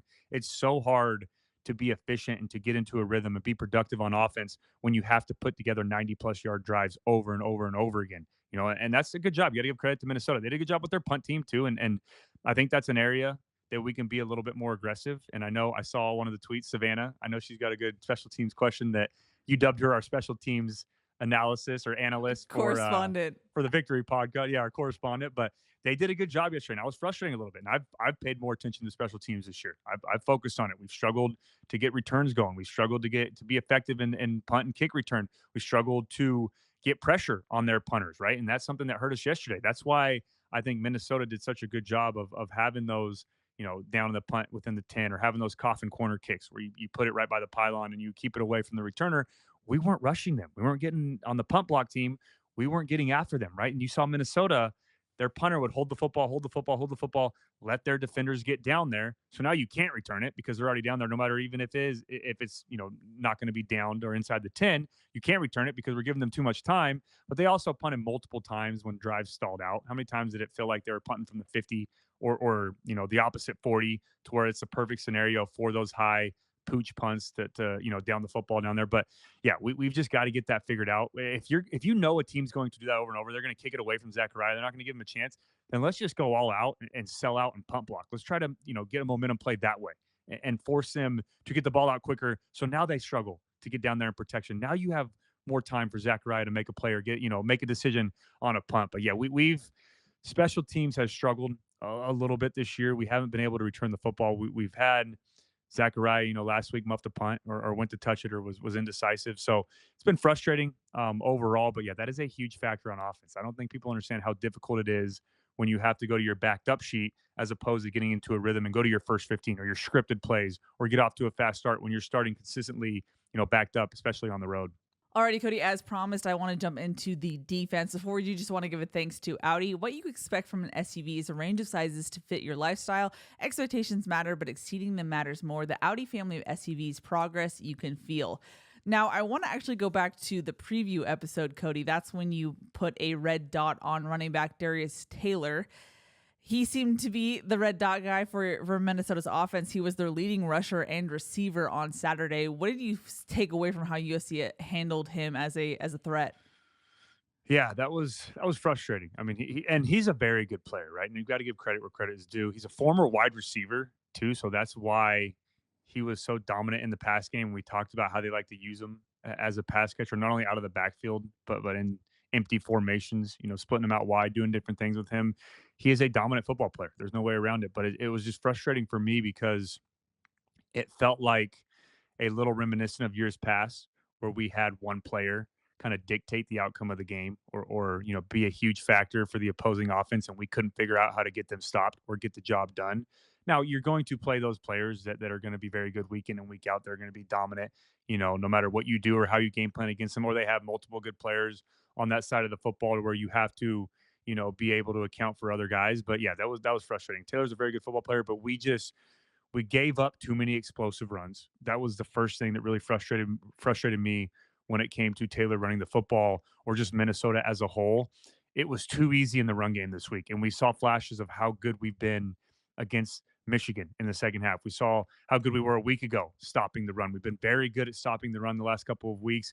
Going back to the Utah State game, we did a great job there. LSU, even, we were very dominant in the run game. This was the first game for me outside of a couple explosive plays against Michigan that we struggled to establish the line of scrimmage. And when you can't do that, when you struggle in the trenches, when you struggle being physical at the point of attack, you give up those big nights on the ground. And Taylor did that against us. And it was frustrating, and we gave up even more explosive plays to Denton Lynn standards, right? For me, I count 15 to 20 yards as an explosive play. For Denton Lynn, a chunk play or an explosive play is 10 yards, right? And there were how many times, especially to start off the game in the first drive or later on in the football game in the second half and some of those first play of the drives where it was a huge chunk play to where it felt like either guys were getting moved around too easily up front or guys were in the right position and then we missed the tackle, right? And it hurts when it's a very good player like Darius Taylor. When you miss the tackles and you give him that space, when you don't suffocate the line of scrimmage and you allow him to have one-on-one with Mascarenas Arnold in the open field with 10 yards of space, or with Jalen Smith, we're guys that are very good tacklers. Kamari Ramsey a couple times one-on-one with a ton of space because we're getting them moved around too easily. That's where those explosive plays come from. So yeah, it's tough. You're gonna have those. That's why they're red dot players. That's why they're game plan players, because of how good they are. And if you don't handle them or get the job done, they can go off and have games like he did, right? And he was really their entire offense team. For the most, I know Brosmer had 3 touchdowns. Two of those were the tush push, which I talked about as well. You be ready for those tush push plays on You did. Film third study. and fourth and short. It's a lot easier to say stop those. You see the Eagles, how successful they are with them. It's so much easier to say, hey, stop that. Sure. Instead of Yeah. allowing it to happen. It's very difficult. But overall, when it came to the run game, it was all Darius Taylor. When it came to the pass game, he was heavily involved as well. So it's just tough when you reminisce a little bit to a Dalton Kincaid game. A couple of years ago. I flash back to some of those games where it's just one player really making all the plays, and we can't figure out how to get the job done. But you got to give credit to Taylor. He played well, but we could have done the things a lot better, especially in the run game, to not allow him to have the night that he did. Now, based on your preview, Cody, I feel like we expected Minnesota's offense to pass more than they actually did. Were you surprised by how much they ran the ball? Yeah, and I think a big part of that is kind of like what we just talked about. Darius Taylor was the hot hand for them on offense, right? And he kept having those explosive plays, so they stuck with it. And when you go back to the preview episode, they were averaging 225 yards per game through the air. Brosmer already had 1,000 yards on the year, and he was throwing the football all over the place. They struggled in the run game, right? They were averaging just over 100 yards per game, which was 115th in college football. They struggled to really get anything going on the ground. Now, when you're an offensive play caller, when you're Coach Harbaugh, who was their OC, and you start to see the run game get going like it did, and we were struggling, like I mentioned, to keep gap integrity, missing some tackles a little bit late on our reads and giving up those explosive plays. You keep rolling with it. You don't stop. You don't shy away from it. You don't. Hey, we've had success through the air more so than the ground this year, but in this game right now against USC, we are running the football at will. We're doing a good, and we did a good job of getting penetration. It wasn't like the entire night we struggled to stop the run, right? We had some big time plays on defense. We did a good job of being physical. We got in the backfield. Again, I just said I'm going to be a little critical on this episode, and because of what we've seen before and how successful we've been against the run, it was surprising going up against an opponent that had struggled to run the ball this year to see that type of success that they had, to see those explosive plays, to see those chunk plays over and over. And there were times it felt like we started to get some momentum stopping the run or getting pressure on Brosmer, and then they hit an explosive play. And then it just got back to rolling, and they got in momentum, and they got going again. And we had them on a couple plays where it's, maybe 3 and out, we can get off the field, and then they hit a big play, and a lot of those were on the ground. And it really, for both sides of the football throughout the night, a lot of those chunk plays for us and for Minnesota were from Woody Marks and Darius Taylor. A lot of, run heavy offenses that we weren't accustomed to seeing from Minnesota and USC. But overall, we have to be better and D'Anton Lynn has been absolutely amazing. He's been phenomenal. I have no doubt in Lynn and his defensive staff, but we've been phenomenal at in-game adjustments. We just struggled a little bit in this football game of getting the run stopped, and we did a good job of bringing pressure. We were aggressive. We realized that their game plan was going to be run the football. We brought Mason Cobb on some pressures. We brought Anthony Beavers off the edge as a little bit more physical of that kind of hybrid nickel linebacker type position. We brought Easton Mascarenas Arnold on some pressures. They were playing tight to the line of scrimmage. We were just struggling, whether it was being a little bit late, whether it was guessing the wrong way, whether it was giving up gap integrity with Gavin Meyer and Nate Clifton, who played well, but they weren't as physical as we've seen before, as successful as we've seen before. And you got to give credit to Minnesota's offensive line. They played physical. They played downhill. They moved the football well. They had a zone run scheme, and they did a good job with double teams and working up to the next level. We just struggled a little bit with it, but we have to be able to eliminate those plays. And I'm fine again, if we struggle and force them to put together long drives, or they get some, a couple 3-4 yard hits here in the run game, and put together some drives that way. But when we give up those 20, those 30, those 40-yard runs, like we did this week, like we did against Michigan, that end up hurting you in the long run, become difference makers in this football games, we have to find ways to get those fixed. And again, that's another thing going forward that we have to take care of, is eliminating those chunk plays, whether it's on the ground or through the air. Now, this was the second game this season where USC's defense found itself in a situation where they needed to get a stop with the game on the line. What did you take away from that sequence? Yeah, I'm glad you brought this up. Obviously, I just talked about the offense being able to help our defense out and go down there and put the game away, with the ball in our hands, or put our defense in a better situation. Or, yesterday against Minnesota when it's 17-10, and then we have that sack fumble or that tip ball that becomes an interception, or we have a chance to go down and take the lead when it's 17-17 and we go 3 and out, that is very frustrating. It puts our defense in a bad spot. But the flip side of that is our defense now, 2 of the last 3 games, like you just mentioned, had an opportunity against Michigan to win the football game with a stop, and then now against Minnesota to get a stop and allow our offense to have a chance. But just going back to that series last night, it's frustrating because we would have had them backed up to start that drive, right? We had a great punt by Eddie, get a great play by Easton on the tackle, get him down at the 10-yard line. But you can't, when you're tackling a runner, you can't, throw them over, suplex them, or lift them off the ground. And he did that. Now, if he's a younger player, that would be something that I would expect him to learn from. But when you're a veteran player like Mascarenas Arnold, when you're a captain, when you're a leader on this defense, you can't make that mistake in those situations because it may only seem like, okay, 15 yards and they're starting the 25 anyways. They're still, they still have to go 75, but it's so much more difficult, like we talked about with our offense, being backed up, starting at the 10-yard line instead of the 25, having to go 90 instead of 75. So we're already at a disadvantage with that play. And then the first play of the series, right? We talked about it. Brockington, their big time playmaker receiver, who, was averaging over 15 yards per catch all 3 years at his time at Minnesota. And then this year, I think he was averaging around 18 or 19. Has that first big play. And you asked me earlier, how do you have success on those drives? Well, a big part of it is getting started, getting going, getting that first big play, getting into a rhythm on those got to have it situations. And they did that, right? And we did the opposite. We had an intentional grounding call. We had a couple pre-snap penalties in previous games. So that's frustrating. But when that happens and you have that first big play, you put the defense on their heels. And we were in a situation like Michigan, give up that big 60, 70-yard run. Now we're on our heels, getting a little bit of panic mode. Can we make this stop? Now the offense has momentum, so it gets a little bit tougher. And then they have another big play. Then they have a big run play. And now they're moving the football. And before you know it, now they're in first and goal, right? But we still had an opportunity to get off the field, right? We stopped them on first and goal, second and goal, third and goal. Great. Big time plays. We made the plays when they mattered most. But the very last play of the game, that fourth and goal, to not win the football game because it was tied, but to have a huge stop and allow our offense to have an opportunity to go down and put the game away and get out of there with a win, we didn't get it done, right? And that's the same thing that happened against Michigan on fourth and goal. Had a chance to make the stop. Now I know the tush push or the bush push or the quarterback sneak is a little bit more tough to defend, and we expected that and we talked about that earlier. That's what they're going to do on those short yardage situations when they get under center. And I'm hesitant to maybe get into that a little bit. I'll just give my take on it real quick on We that did get play a question about specifically. it, but Okay, I'll get into it again. I have my own opinion on that, but I'll stay on topic here. But overall, you can't ignore the fact that we've had an opportunity in both of our losses to make a stop on defense to one, win the game against Michigan, and then yesterday to be able to give our offense a chance to go down and score and keep the game tied. So that has to get fixed. We have to find a way to get that done. And both of those drives, something that's a reoccurring theme for this defense, had an explosive play in them. They got the momentum going. That really gave them that set them up to go finish the game and go, finish in the end zone. So we've got to get that done. As critical as I've been on the offense to put the game away, to put our defense in a better situation, which they can do and they should do in some of those scenarios. Defensively, we have had chances to get off the field and put the game away, and we've come up short in both those losses. now one of your keys to the game was pressuring Brosmer. I know you've been hoping and wanting that USC defense, that pass rush, to get to the quarterback throughout this season. How do they need to improve in that area?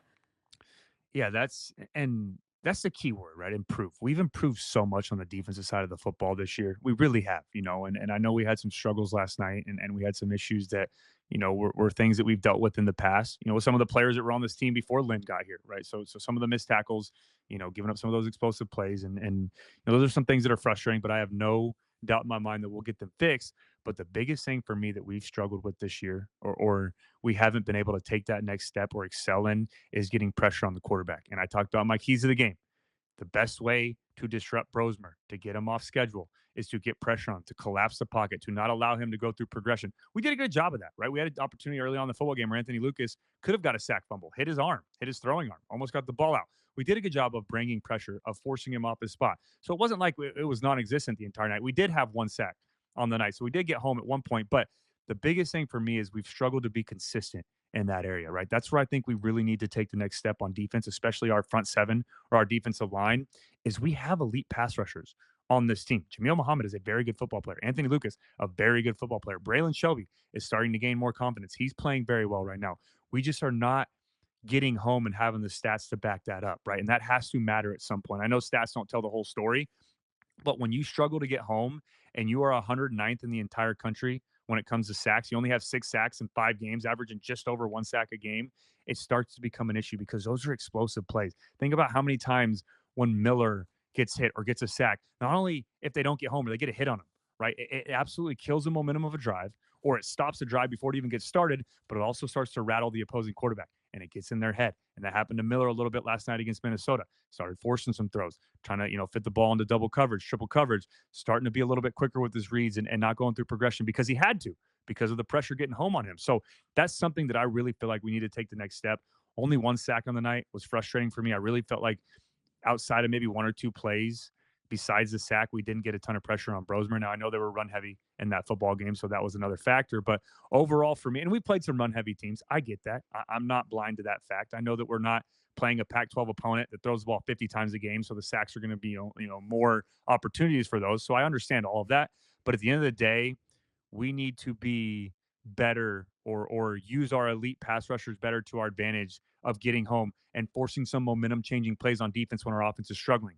And if it's a takeaway or if it's a turnover, if it's an interception, fine. But another way to do that when you have a good front seven is to get a sack, to get a sack fumble, to kill a drive, to get a quick, sudden change of possession, to get momentum back to our offense when we're slowing up a little bit. So something I think we need to improve on, and something I think we can get taken care of. We have the ability to do it. We have the playmakers and the play calling to do it. We just have to go out there on Saturdays and produce. In that context, how much was Eric Gentry missed on Saturday? Yeah, that was he's tough, to replicate that type of player, Unicorn. to, have someone fill in that spot. Obviously, we tried Anthony Beavers at that spot. He played well. Beavers did some things well. He started the game. We brought him on some pressures off the edge. He forced Brosmer to get out of the pocket. He forced, some of the runs to bounce back. So he did a good job. But it's just so difficult, and you don't want to say one player makes your entire defense, because that's not true at all. You have to be able to play when it's next man up mentality. But when you have a unique player like Eric Gentry, who is, they call him the unicorn of the defense, who can play so many different spots, who can play on the inside, who can play on the outside, who's great, gotten a lot more physical when it comes to the run game and tackling, who also plays so well and it takes away, the middle of the field when it comes to throwing the football with his size and his length and his arm span. It's just so tough to find someone to replace that and to be as efficient, right? So that's very difficult. But we do have good linebackers in Mason Cobb. It was good to see him, out there after he got a little banged up on the pick six a week ago. He's Mascarenas Arnold, like I mentioned, 14 tackles. He's all over the field, doing a great job of working sideline to sideline. A little hesitant on some plays, of getting home, but could have probably had 20 tackles. But it's tough. As good as our linebacking group is right now, it's so difficult to replace a player like Eric Gentry and to have someone that can do so many different things like he can, and then to find production elsewhere. But again, there's other players on this team, and no matter how long he's out, you have to have that next man up mentality, whether it's at linebacker, safety, defensive line, no matter what it is. When guys go down, you have to find someone that's going to step up and fill that role. Alrighty, Cody. Well, we have questions to get to, so I want to move to that portion of the podcast before we do. Any final thoughts about USC's defense? And I'm smiling because I know that there are. Yeah, I mean, just a couple. Again, this is always my empty the notebook, and this is for everyone listening too. We get it all out on this episode. We watch this, we flush it, we move on, we focus on Penn State. But yeah, just a couple final things. I thought we did a good job in pass defense. Now I know Brosmer was 15 to 19, so he's very efficient. But again, only 169 yards through the air. They also were very run heavy, so that's a factor. But I think overall this year we've made a big improvement in coverage and being sticky on the outside and being able to play a lot more man to man with Covington, with Jalen Smith. I think our corners are playing phenomenal football right now outside of a couple big time plays. We're doing a good job on the back end as well as safety. Had some injuries, so guys had to rotate. So I'm pretty proud of our secondary for taking that next step from a year ago to where they are right now. We are going to play some teams that like to throw the football a little bit more down the road. So we've got to be able to continue to improve in there. But for me, just the biggest thing that we need to improve on from this game is, and something we've been good at, but it's just something that showed up a little bit this game: missed tackles. There's too many times that we had those explosive plays, in the run game when guys had a chance to get them down behind the line of scrimmage, a tackle for loss, stop them at the line of scrimmage, only a 2-yard gain, and we're a little bit late, we're a little hesitant, we're trying to arm tackle, and we're giving up those explosive plays. We also got moved around more this game than we have before in the run game up front, which is a little frustrating. In the Big Ten, you got to be able to control the trenches, but something that we've shown we can do. It was just an off night for us in the run game and up front with this defensive line. It wasn't the entire night. There were some good flashes again, but we've got to improve on that. Have to eliminate the big plays. We have to be able to eliminate one player, dominating the game plan when Darius Taylor, led the team with rushes or rushing yards, also led the team in receiving yards. We can't allow one player to make those big plays. I thought third down again was phenomenal. We've continued to be great on third down. We're one of the best teams in the country on third down, so that's a positive. Minnesota was only 2 of 8, which is winning football. But again, an area that I think we took a step backwards was fourth down. And we just talked about those got to have it situations, those got to have it drives, right? We against Michigan, they had a 100% conversion rate on fourth down. One of them was to win the game. Then last week against Wisconsin, we got that fixed. They were over on fourth down, especially on two big time plays.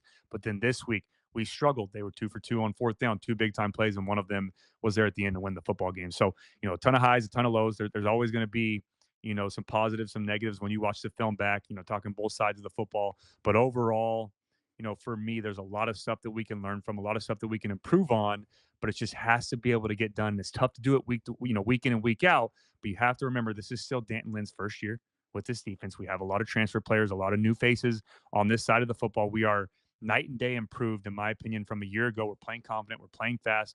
We've done enough, in my opinion, in every game to win. On the defensive side of the football, there are just some areas that we still need to improve on and things that we need to get fixed going into Penn State week. Alrighty, well, let's head into questions. Before we do, just want to give a thanks to Audi. Focus matters. Listen closely. The Audi Q8 e-tron's cabin is serenely quiet, so you can focus on other things like having tomorrow's technology today. The new fully electric Audi Q8 e-tron, how we get there matters. And at Ralph's, everyone wins when it comes to saving big, because when you order online through the Ralph's app, you get the same great prices, deals, and rewards on pickup or delivery that you do in store. So no matter how you shop, you always save big at Ralph's. Ralph's, fresh for everyone. Cody Kessler. Fight on. Fight on. I'm going to start with a question from Kyle, who said, do you mind explaining why Deuce Robinson is not on the field consistently? He obviously is a major threat with size and speed. Just feels like he's only there for a handful of snaps. Just want more targets and reps for this guy because of the consistency. Yeah, I think the biggest part for this, and I talked to Dennis Simmons, the wide receiver coach, before the game on the offensive game plan segment earlier in the week, is there are so many playmakers in that room, right? There are a lot of very good, very talented players in that room. And he talked about how each guy does something better individually than maybe the next, right? So there's different scenarios that they use all these receivers, but I'm with you a little bit on that. I really would like to see Deuce be a little bit more involved in the pass game, right? He's still under 10 catches on the year. Now he has a couple touchdowns and he's making some big time plays, but I feel like we could absolutely get him some more targets going back to that 3rd and 4. I know we're frustrated, and we said before, could we have ran the football? Sure. Could we have ran it twice and we had, we could have gone forward on 4th down in that situation up 17-10? Absolutely. But we had a matchup that we had won multiple times before in multiple different games with Deuce one-on-one in the slot, man-to-man with a, shorter, smaller defender and allowing him to get that opportunity. Now, obviously, we got the tip fumble or the tip interception, so that's frustrating. But there are times we try to get him the football that we didn't hold up a little bit in protection. There are times that we've tried to get him more involved in the game plan that maybe he's covered or he's not there or he's not the first option on the play. But yeah, I'm not opposed to that. When you have a talented receiver like Deuce Robinson, you have to find ways to continue to get him the football. We've done a great job down in the red zone. I just like to see us maybe find ways to get him the football more down in the field or out in the open area, or take some of those shots around the 50 or the 40-yard line. Remember in the Holiday Bowl when we had that rollout, the throwback post, when you have that deep route? Because even though he is big, he has that deep threat ability to him as well. He can move very well. He can get down the field very quickly. So he adds a different element to, outside of just being a red zone threat. So yeah, I'm with you on that. I think we need to find ways to get Deuce the football more and get him more involved. But to be able to push the ball down the field and have some of those bigger plays,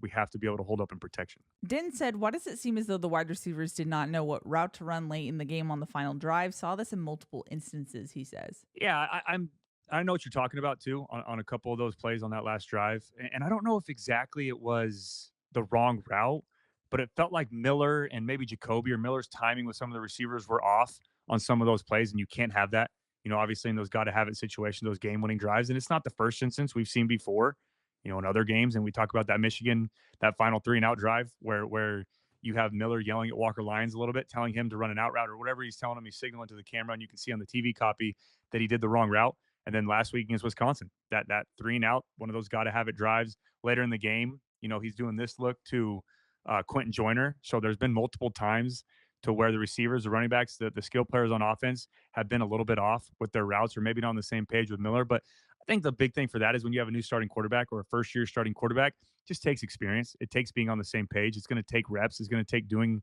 those situations over and over and over again, right? And I think we did a great job on that final drive. I love the screen call to Makai Lemon, right? No one else was expecting that. That was a great call by Lincoln Riley, getting a big explosive play. We did a good job of moving the football down the field. Miller did a great job of handling pressure, stepping up, finding Deuce on one of those first plays of the drive, and getting a big explosive play. That's how you get momentum on those situations. And I wish we had a little bit more time, on that drive, because I think we had an opportunity to finish that drive in the end zone. I don't love the throw to Deuce, when you have 15 seconds left and you have a chance to take two, maybe three shots, and you're within striking distance and you can take a play to work the sideline, get out of bounds. I know you have no timeouts, but work the outside or get a first down and spike it.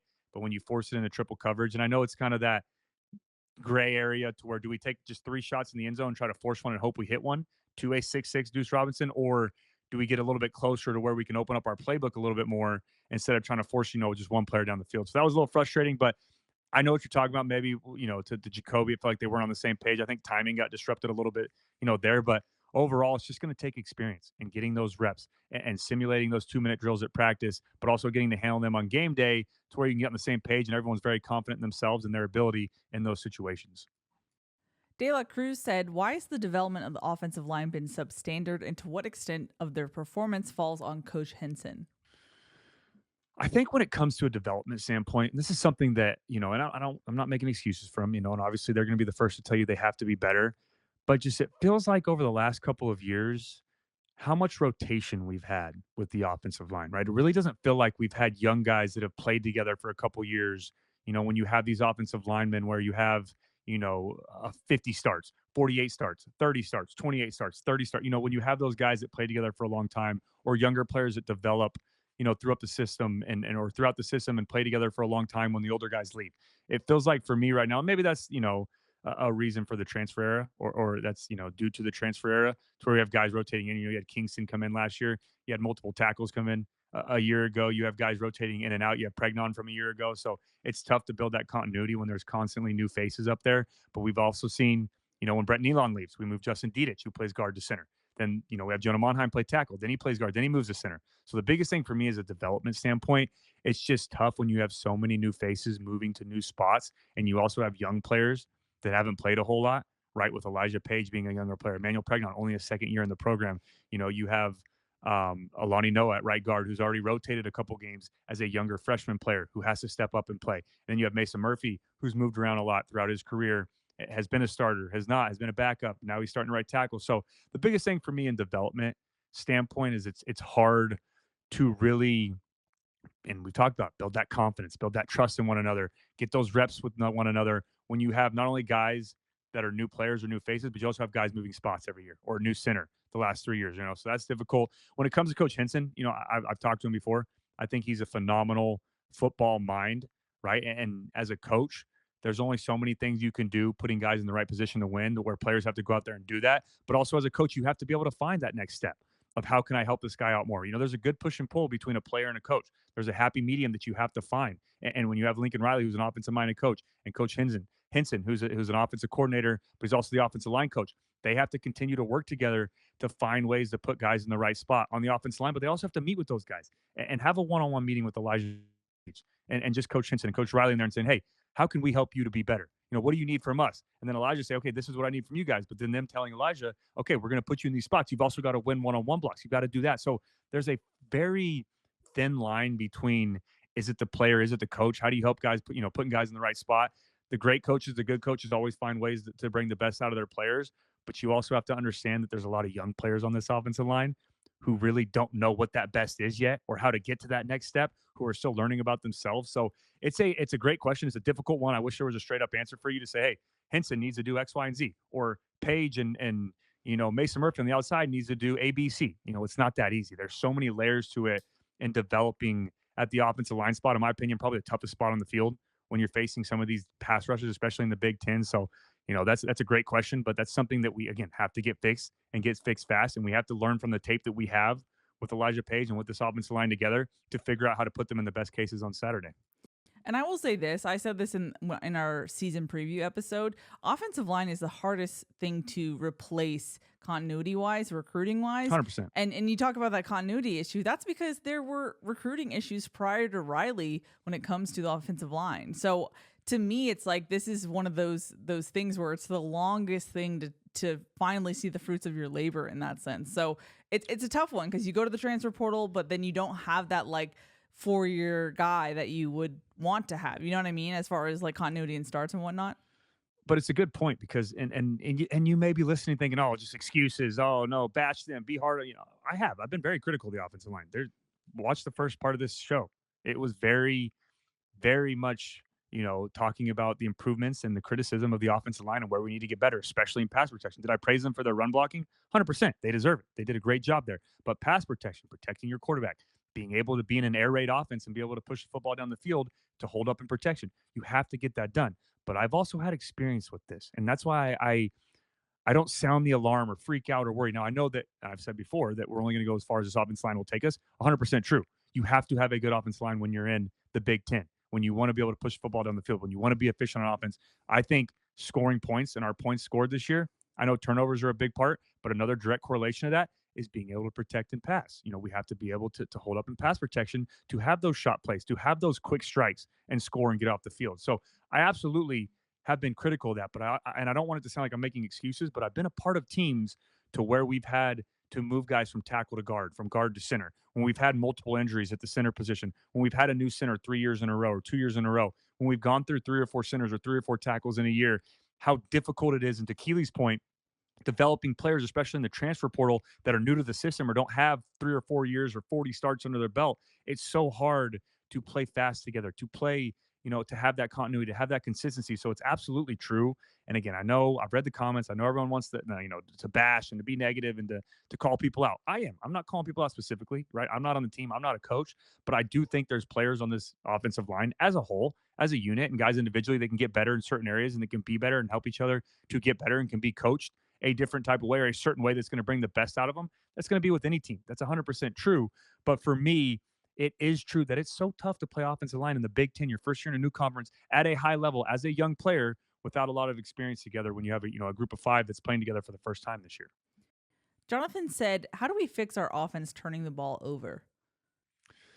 That's just discipline. It really is. It's protecting the football, and I've always been told this at any level, at any position. When you have the football in your hand, you have the team in your hand. You really do, right? Whether you're a quarterback when it comes to throwing the ball and eliminating interceptions, when you're a running back, not getting a fumble, when you're a wide receiver with drops, even letting the ball hit the ground. That's not a turnover, but that's on you. Those are momentum changing plays, or a receiver when you get a fumble, right? You have the football in your hands. You're always taught to die with the football. I'm going down with the football, but a big part of that is discipline, just being smart. Quentin Joyner on that run, knowing that, hey, I got to put two hands on the football in that situation because they're defenders when I'm running the middle of the field that are crashing in that I might not see. That's a great hit, right? You got to give credit to Minnesota's defense. That their safety, number 3, the true freshman, did a great job getting the helmet on the football, right? But if Quentin Joyner has two hands on that ball, that doesn't happen, right? You got to keep it high and tight. You got to have two hands on the football when you're going through the middle of the field. For all my young running backs out there, when you're in the middle of the field, there are guys you're not going to see from either side that are coming in to try to knock that football out. If you're on the sideline, no one to put it on the right side when you're on the right, so you can use your stiff arm with your left side on the left side of the field, so you can use your right arm for a stiff arm. But when you're in the middle of the field, even when it feels like you're breaking free, you've got to be able to put two hands on the football in traffic. But that's something he'll learn from, right? That's discipline. That's learning. That's experience. Miller Moss forcing some of those throws, not being in that situation enough to really be tested in those areas. Those are, and the first interception is not on him. I can't put that on him. Made the perfect read. I fully trust he was going to put a good football or a good throw to Deuce Robinson to go make a play. Mason Murphy, missed on the block at the beginning and they tipped it. And I thought it was a fumble, so I don't know if it was an interception, but either way, it's a turnover. That's just another thing. Got to be able to be great. All 11 guys doing their job. Discipline, winning at the point of the attack at right tackle. And then that final throw from Miller, the interception, and going back to Wisconsin too, kind of carries over for forcing some of those throws. But that was just a little bit off with accuracy, trying to make the big time play. And again, there's 15 seconds left, so I get it. It's tough to criticize him on trying to make a big play in that situation in the game. But when you have an opportunity to maybe get a little bit closer, then take that shot, I would have been fine with that. But just forcing a football there and trying to be a hero, trying to do too much can always come back and get you as a quarterback. And Miller does a great job of playing within the system and playing within himself. But sometimes when you take those hits and you have those drops, you get a little frustrated where you try to force some stuff. But overall, for me, turnovers, what it comes down to is, and there are plays that the defense just makes an amazing play and knocks a football out or does a punch or makes an amazing interception. But overall, majority of the time, it just comes down to being disciplined and protecting the football and not being risky and putting the ball in harm's way and knowing that you have a surefire completion or you have two arms on the football and there's no chance of you fumbling. So there's some stuff that younger guys can learn from, but it's huge the last two games for us. And we overcame it against Wisconsin. It was tough against Michigan with the pick six to overcome that, giving them a touchdown on defense. And then it was tough to overcome when we have three turnovers against Minnesota, especially in a low scoring game. Now, you mentioned it earlier, Cody, but we did get a question from Savannah, who I dubbed our special team correspondent last episode, and she took that and ran with it, which I love. She said, special teams correspondent Sav here. Let's talk about that kicker. We should not be terrified when he has to kick, and yet we're over here holding our breath. That's one of the many points she made in her comments, but I just have to go to this one first. I got to give some credit to Michael Lance, okay? He's 7 of 9 on the season. The first miss was against LSU, and the second miss was, of course, on Saturday, but he followed that up with a 54-yarder, which was a career high, and there was some pressure on that kick as well. So I don't know. I'm going to push back there, Cody. What say you?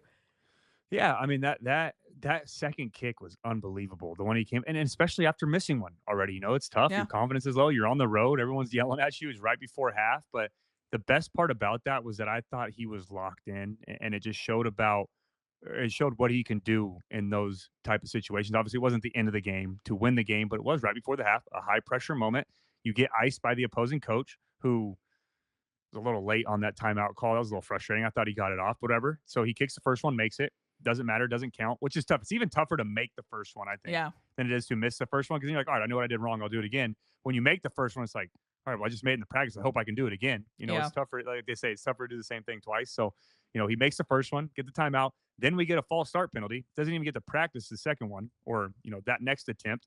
Now we go back 5 yards. So the 49-yarder goes to 54. And then he drains it with room to spare in the wind before the half after that, getting iced and then getting the false start and then, missing the first one. So, yeah, I thought that was a great kick. I understand Savannah's point about, there's times when you hold your breath for the kicker, but I think Michael Lance has definitely earned the right, to be the starting kicker on this football team to at least put us a little bit more at ease. So I'll just say, just breathe out with me, Sav. Just when Lance is in there, I think he's doing a great job. 7 of 9 is very good. He missed it, like Keely mentioned, at the half, before the half against LSU, made this one before the half. So he's making some improvements. He's learning from it.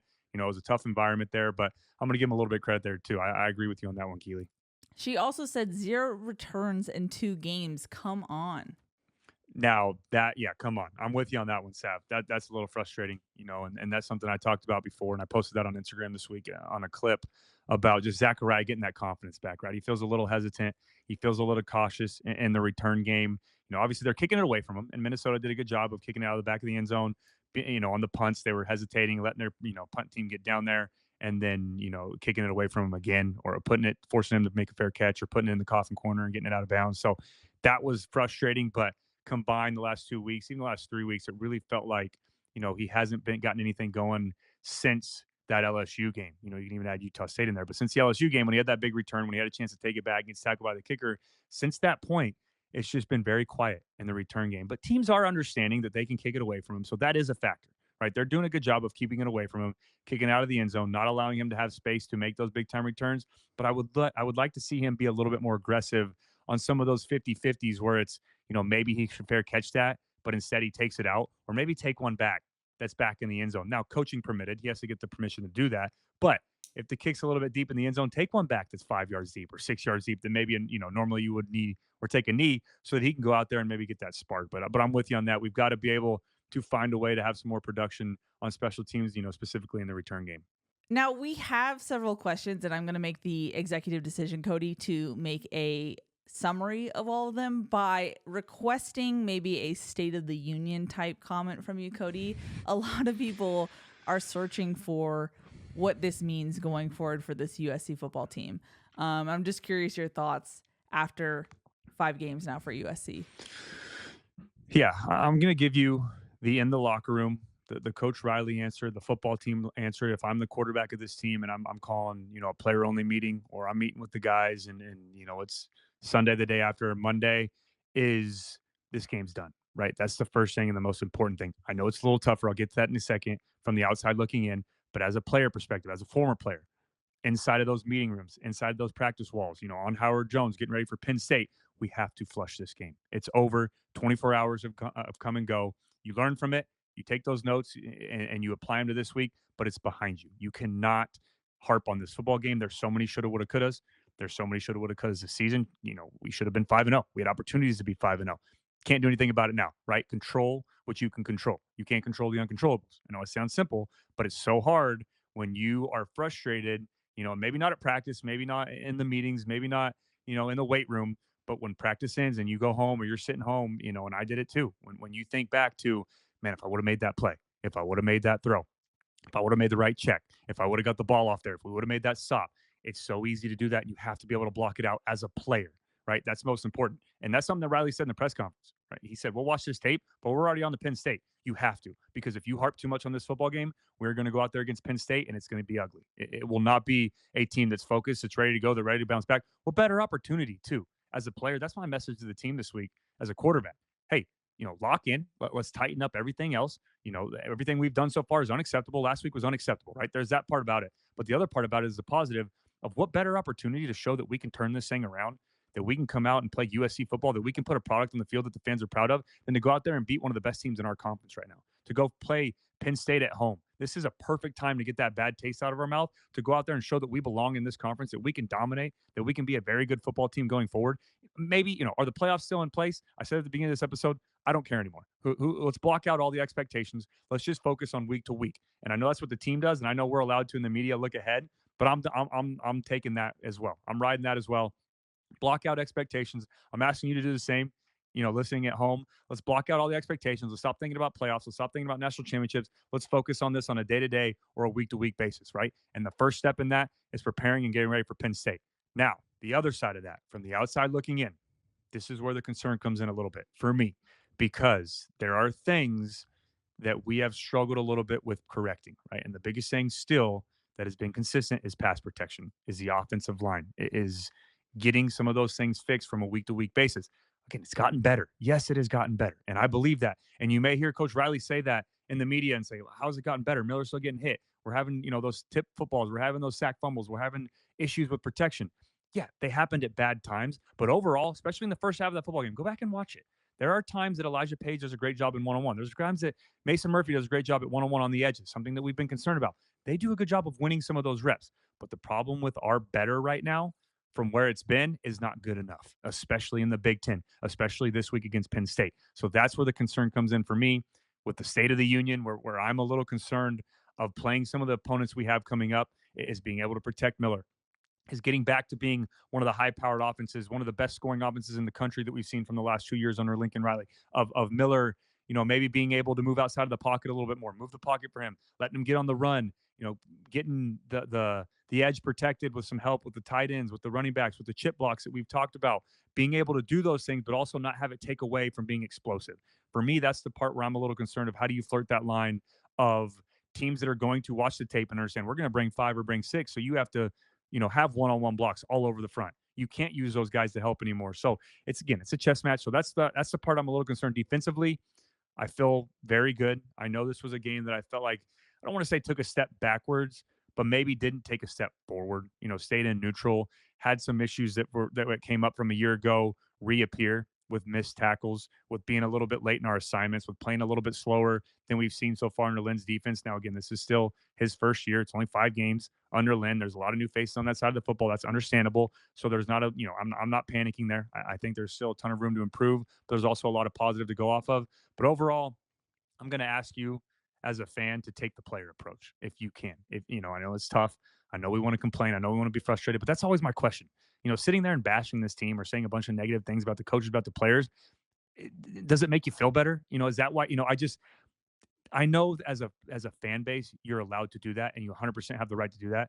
You watch games on Saturday, you're through and through a diehard fan. Maybe some of the fans that just follow along with the trend when we're winning, you question them a little bit more. But when you're a diehard SC fan, I get that. I get the frustration because you put maybe not on the field with the team, but you have the blood, sweat, and tears into fandom, into being proud of the product on the field, into bragging rights with your friends, with the people around, with family members. I get that. But the biggest thing for me is just sitting there and bashing a team or talking negative or saying, fire this guy, fire that guy, bench this guy's terrible, this guy. Maybe it makes you feel better in the moment, but overall, it's not solving anything. It's not proving anything. It's not doing anything for this football team or for a freshman tackle or a freshman, offensive lineman or a freshman guard or a freshman, whoever it may be, different guys at different spots, to see someone on Twitter or in the media saying, this guy's terrible, this guy sucks, bench him, this guy's terrible, this coach is terrible. All these things, for me, it just doesn't add any positive. Now, you're going to have fans that do that, and that's fine. I'm not going to tell you how to be a fan. I'm not going to tell you how to respond to this team. But overall, for me, I'm just asking, and I'll wrap it all up. Let's take the player approach. Let's block it out. You don't have to. I'm just requesting that. I promise you it's going to help you sleep better at night. It's going to help you move on. Are there a lot of things that need to be fixed on this football team? Yes. Are there some positives to take from this game that we're getting better at? Absolutely. It's just we've got to continue to improve. But let's block all that out. Let's say it with it. Let's take a deep breath. Just 24-hour rule is over. I know I sound like your therapist now. I apologize. I'm your football therapist, Keely and I are on Sundays. Yes. After a win, after a loss, whatever Dion it may and be. I used to say that. Yeah, let's move on from it. Let's put it behind us and let's be ready to go. Let's support this football team. Let's support Lincoln Riley and his staff. And let's get ready to go out there and get a huge win on Saturday against Penn State and handle business in the Coliseum. And if you're going to the game, let's have the Coliseum rocking.